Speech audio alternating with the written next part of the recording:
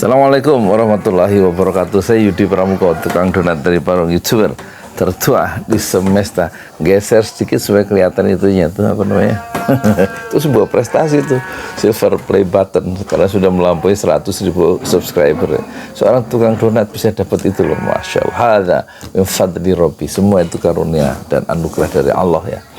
Nah sekarang kita bahas Habib Rizik lawan KDM ya. Kenapa ini bisa ditonton banyak orang, gagasan-gagasan saya yang sederhana bisa ikut dalam gelombang Habib Rizik dan gelombang KDM itu, meskipun channel Ojo Lali ini sudah nggak ada gajinya, sudah setahun lebih nggak ada gajian gara-gara sudah diblok, di-ban ya sama siapa, sama si Yahudi YouTube gara-gara muat perjuangan kemerdekaan Palestina di Gaza itu dengan tokoh-tokohnya Abu Ubaidah dan lain-lain, lalu diblok, nggak bisa dapat gajian. Nggak apa-apa, sekarang kita menyebarkan gagasan ya. Kenapa Habib Rizik itu melakukan serangan-serangan yang tajam terhadap Deddy Mulyadi soal patung ya, soal patung. Kenapa? Loh, gampang jawabannya. Karena itu yang bisa dilakukan oleh Habib Rizik yang nggak punya kekuasaan kecuali kekuatan dari lidahnya yang penuh dengan api itu untuk membakar kemungkaran. Sementara sebagai Bupati Purwakarta waktu itu, Deddy Mulyadi punya anggaran, punya kekuasaan politik karena dapat SK kan sebagai bupati yang dilantik oleh Menteri Dalam Negeri kalau nggak salah begitu. Jadi dia punya anggaran, punya kekuasaan, bisa bikin patung. Habib Rizik nggak bisa memusnahkan patung itu. Kenapa? Nggak punya aparat, nggak punya anggaran untuk melenyapkan kemungkaran itu. Dan kita juga sesalkan KDM ya, dia bikin patung pakai uang saya itu. Lah saya kalau makan di sambal bakar gitu atau di McDonald atau saya bayar PBB kan uang pajak tuh, pajak makanan, pajak bumi bangunan kan masuk ke APBD ya kan, atau APBN ya kan. Uang saya dipakai untuk bikin patung, mana saya ridho itu kan. No way. Jadi saya merasa kegelisahan intelektual saya sebagai seorang muslim diwakili atau terwakili oleh Habib Rizik, meskipun saya tidak pernah bersalaman dengan Habib Rizik dan tidak pernah bicara satu ruangan dengan Habib Rizik kecuali video call hanya 10 menit atau 3 menit lah gitu ya. Jadi ini bahayanya seorang pemimpin yang ngambil keputusan yang salah seperti KDM bikin patung pakai uang rakyat, dan sebenarnya saya nggak setuju karena menyangkut persoalan akidah dan itu sebuah kemusyrikan bikin patung itu, ya kan? Sebentar ada telepon masuk. Jadi di situ masalahnya ya, kalau Deddy itu punya power, punya kekuasaan, punya aparat yang bisa digerakkan, punya anggaran, makanya dia bisa bikin patung dengan mudah. Tapi kalau Habib Rizik punya anggaran sebagai bupati, katakan kita imajinasikan dia jadi gubernur, langsung itu bisa dibongkar patung-patung itu. Kenapa? Dia punya anggaran, punya power, hanya mengeluarkan surat keputusan politik yang dia ditandatangani sebagai bupati gitu kan, Bupati Purwakarta maksudnya. Kalau Habib Rizik jadi bupati dan punya power itu selesai. Jadi biarkan saja sekarang pertempuran itu antara orang yang nggak punya kekuasaan tapi hanya punya kekuatan moral yang modalnya adalah amar ma'ruf nahi mungkar, kan gitu.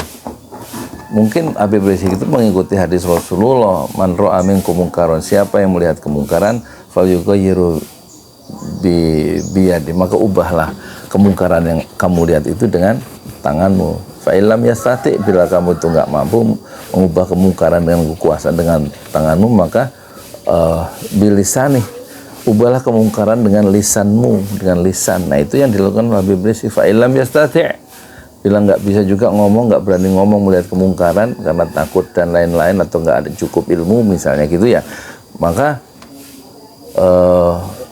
biqolbihi, ubah kemungkaran itu dengan kolbi, dengan hati. Dzalika ad'aful iman, itulah selemah-lemah iman. Melihat kemungkaran nggak bisa diubah dengan kekuasaan, nggak berani ngomong, tapi kita tetap menolak kemungkaran itu dalam hati dan menanamkan kebencian bahwa kita tidak bisa berkompromi dengan kemungkaran atau dengan patung-patung yang diharamkan dalam Islam. Patung yang hidup itu apa, makhluk hidup, manusia maksudnya. Jadi saya kira kenapa Habib Rizik nggak bisa membongkar patung itu karena dia tidak punya kekuasaan. Kenapa KDM bisa membangun patung itu karena dia bisa membangun patung itu dengan anggaran, dengan orang yang disuruh dan orang yang dibayar, dan dia mengeluarkan surat keputusan atau keputusan-keputusan politik. Itulah bedanya KDM dan Habib Rizik. Udah gitu ya, ngomongin Habib Rizik, ngomongin KDM. Saya mau ngaji dulu, ngapalin surat Asyura ya. 7 baris di jalan Allah.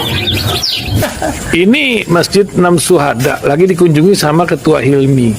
Modal awalnya berapa Pak Yudi Pramuko? 750.000. 750.000 rupiah aja. Jadi ini 500 jutaan nih barang. Sekarang udah habis 310. Masya Allah, tuh udah pakai keramik, plafonnya tinggal. Granit tuh kayak marmer. Tuh, Masya Allah nih, sampai juga kita ke sini. Masjid Enam Syuhada, ngapa namanya Masjid Enam Syuhada, Ya, Pak Yudi? kita mau mendokumentasikan perjuangan dakwah nama anak muda pengawal Habib Rizik Syihab itu. Masya Allah. Yang dibunuh sama orang jahat di kilometer 50. Kilometer 50 ya. Itu kan simbol memperjuangkan dakwah itu kita harus memberikan segalanya untuk Islam kan ya. Untuk Masya dakwah Islam. Allah. Dan nama anak muda itulah yang sudah memberikan segalanya untuk Islam. Masya Allah. Apa nanti nama pemuda itu ada juga di sini mungkin diterangkan? Mungkin namanya 6 syuhada. 6 syuhada itu, Ya. 6 syuhada dipasang di sini, 6 syuhada. Bipali, apa yang dikomentarin dari ini semua, Bipali? Masya Allah, luar biasa. Dari uang 700.000, kalau pengen ternyata bisa. Bisa. Allah kirim. Tuh, bisa. Ya, dengan masuk satu gang kecil, tapi Bapak ini luar biasa. Kecil tuh. Masya Allah ya. Satu call aja. Masya Allah, perjuangan Pak Yudi Pramuko, YouTuber sejagat paling tua. Tertua di semesta. Tertua di semesta. Masya Allah. Tukang donat. Tukang donat. Tukang donat dari Paru. Ini saya laporkan dari lapangan ini, langsung dari Masjid Enam Syuhada. Masya Allah. Dan ini dia. Dalam lihat ah. Tuh, lihat tuh masjidnya. Tuh imamnya di situ tuh. Malam-malam lagi kita. Masya Allah. Masih kurang nih.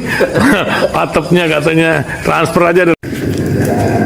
Masjid Enam Syuhada sebentar lagi selesai. Dinding lubang angin sebagian sudah terpasang, lantai 2 dan kemudian plafon termasuk lantai bukan keramik, granit 150 dus bersama tiang-tiang yang ada 16 setinggi 4,5 meter. Kemudian finishing terakhir adalah tangga menjebol atap ya, lantai pertama untuk masuk ke lantai 2. Inilah Masjid Enam Syuhada. 2,5 tahun lalu dimulai pada 2 Agustus hari Senin 2021. Tinggal sedikit lagi insya Allah, dan lantainya dari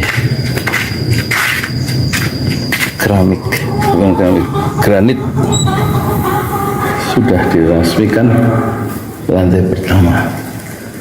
Nanti lantai kedua lewat sini tangganya jebol untuk masuk ke lantai 2. Inilah Masjid Enam Syuhada yang sangat megah karena dari bahan-bahan pilihan, kualitas nomor 1.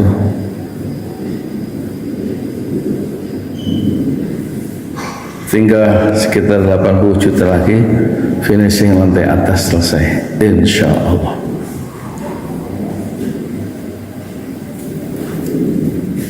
Ya, inilah Masjid Enam Syuhada yang sangat bersejarah ya